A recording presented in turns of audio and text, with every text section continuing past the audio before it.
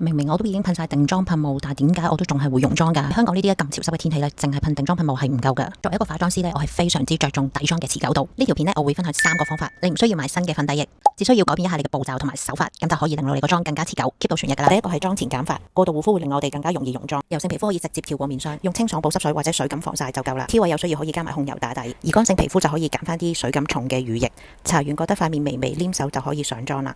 第二個方法就係上完底妝之後，用一塊乾淨嘅海綿全面再印一次，咁就可以吸走令我哋溶妝嘅多餘粉底，個妝仲會更加實淨同埋貼服。最後放低你支化妝掃，改用粉撲嚟定妝。攞完水分之後，記得要拍翻均勻，咁就唔怕上到又厚又一笪笪。用陰力按壓入毛孔位，你睇下啲皮膚即刻變到好平滑，咁樣可以有效幫助鎖死個底妝，更加防汗防油。